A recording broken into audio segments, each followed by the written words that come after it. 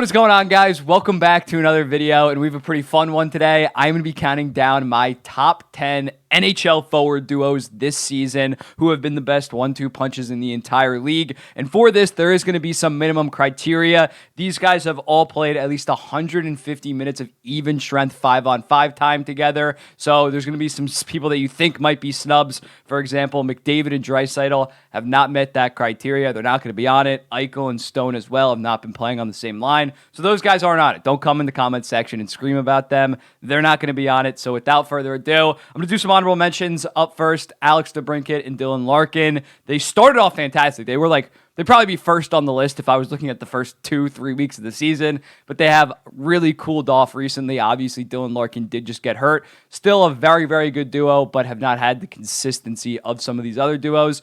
Also, Kyle Connor and Mark Scheifele, fantastic offensive duo this year, but defensively they have been bleeding a lot of goals in terms of their advanced stats. It's not pretty. Still a very good duo, definitely top 15, but I just left them off. So without further ado, at number 10, I got Anze Kopitar and Adrian Kempe. The Kings are playing fantastic as a team right now, and they are that number one first-line power punch duo that you dream of. Right now they have 26 points in 26 games. Obviously, Kempe had 40 goals last year. Not goal scoring at the same rate exactly, but he has 9 goals, 17 assists for 26 points. Anze Kopitar has 10 goals and 16 assists, kind of racking up his goal-scoring totals compared to last year. And just overall, that first line has been fantastic for them. Obviously, Quinn Byfield as well. It's still Kempe and Kopitar's line for the most part, but Byfield's been really taking that next step. They have a 57.9 expected goals percentage right now in terms of 5-on-5 play. And also with these duos just in general, I'm going to focus more so on their even strength play. Power play definitely does factor in,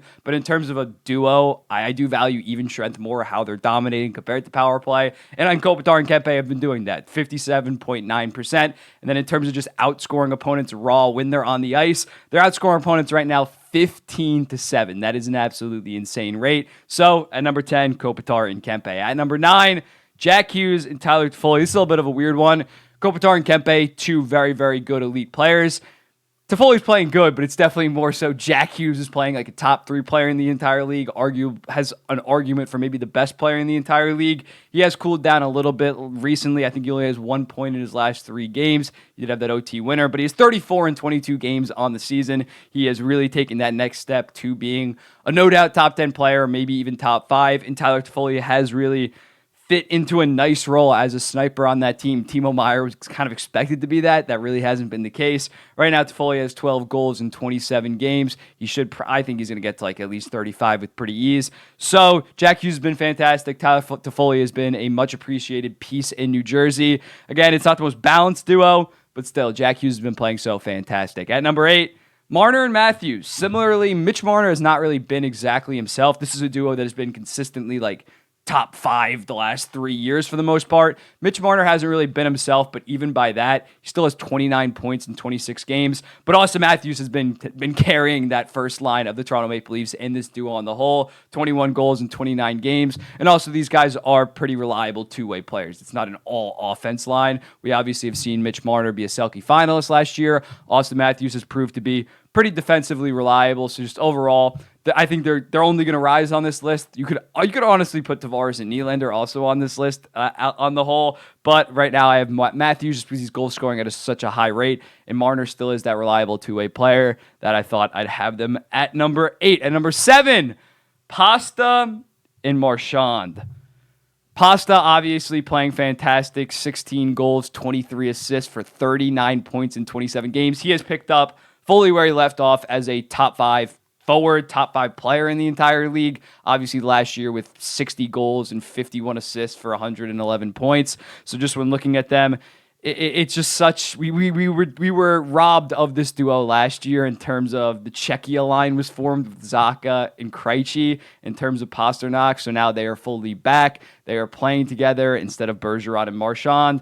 Marchand and Pasta have rejoined, and obviously the chemistry is there from previous seasons. They obviously played together from like 2018 to 2022. They have not really skipped a beat. Marchand doesn't really have the offensive impact that he used to have compared to before his 2 hip surgeries, but he still has a solid 12 goals and 13 assists for 25 points in 27 games. And Marchand's still a very good two-way player, similar to Mitch Marner, even if the offense isn't cooking at that high of a rate. Still arguably Selke level. Pasta's pretty solid defensively, does turn the puck over a little bit. But overall, Boston's playing fantastic, and it really starts, especially they don't have that much talent past their first line. They're very reliable two-way players. They still do have a good forward core, but those two kind of draw and stir that offense on the whole. So that's why I have them at number 7. At number 6, I got Guentzel and Crosby. Crosby right now has 17 goals, 14 assists for 31 points in 28 games. Guentzel has 13 goals,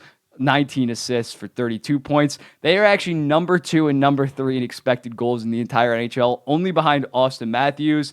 The only problem is they are kind of bleeding goals defensively in terms of 5-on-5 play, and the power play hasn't been that good for Pittsburgh. So when looking at them in terms of 5-on-5 play, they're allowing 3.2 goals per 60 at 5-on-5 right now. That's one of the highest rates out of any of the lines that I looked at on Money Puck that have played at least 150 minutes. They're not playing that good defensively. Guentzel's never really been that good defensively. Crosby's defensive numbers have kind of fallen off in recent years. So they're one of the best offensive duos in the entire league. There's no denying that. But in terms of defensively, I'm not really loving what I'm seeing from Guentzel and Crosby. Still fantastic, though. Still at number 6. At number 5, Zack, Hyman, and Conor McDavid. You knew Conor McDavid was going to make this list somehow. I wasn't going to leave him off, especially considering he has like 22 points in his last 8 games. He has 38 and 24 on the season. He's fully back. He's the best player in the entire league. He's absolutely cooking. I still think he's going to win the Art Ross. We'll talk about the other guy that might win the Art Ross in a little bit. But when looking at this, Zach Hyman has really stepped up. Obviously, Zach Hyman broke out last year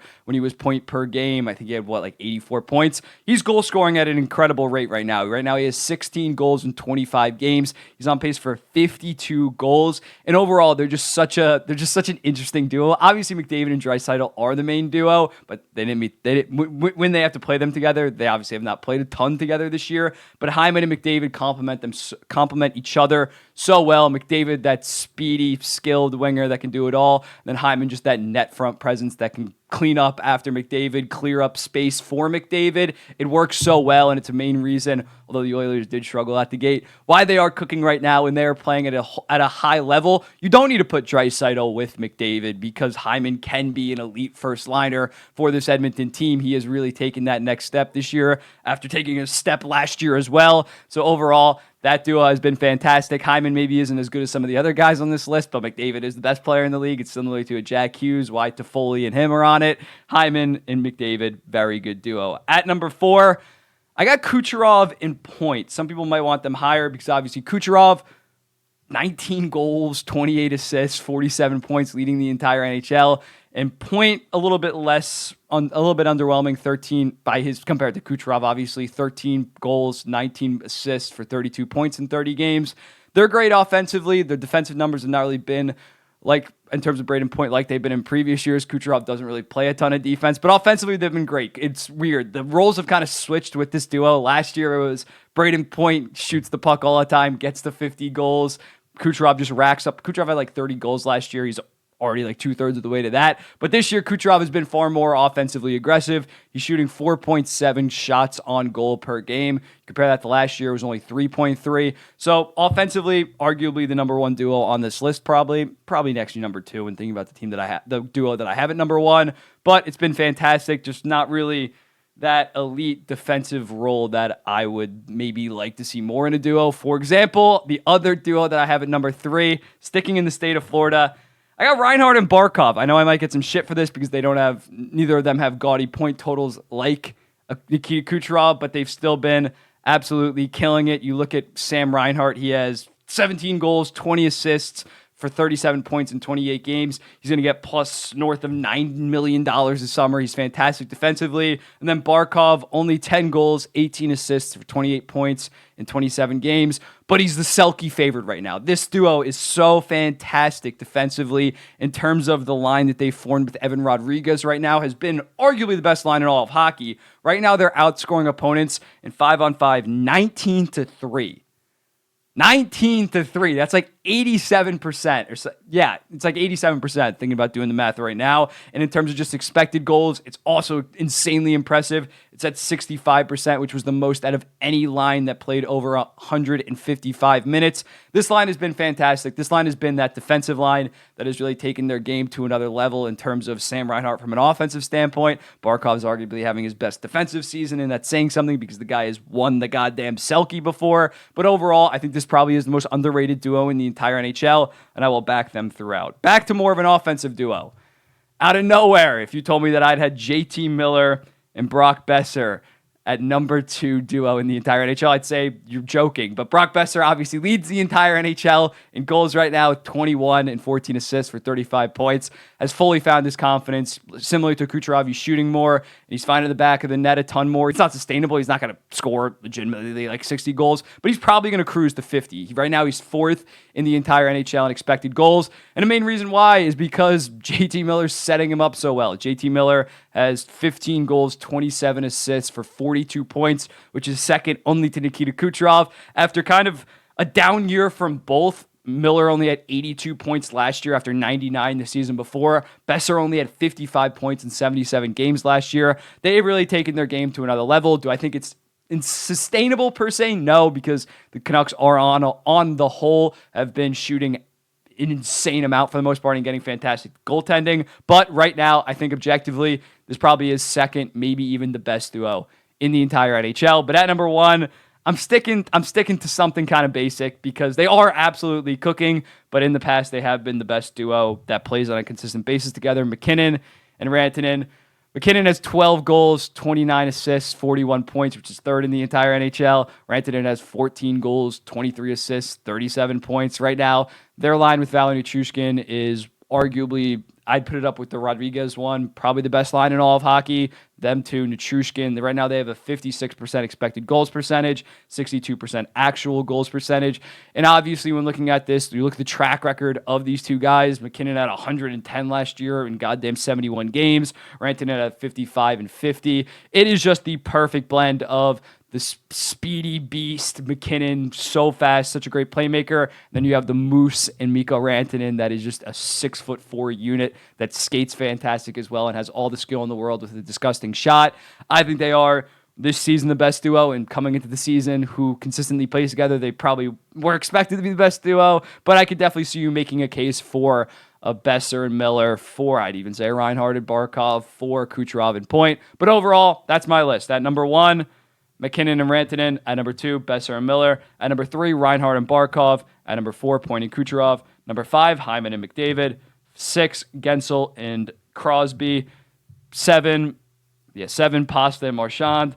8, Marner and Matthews. 9, Hughes and Toffoli. 10, Kopitar and Kempe. But yeah, that's it. Let me know in the comments, what do you think about this top 10? And I'll be seeing you in the next video.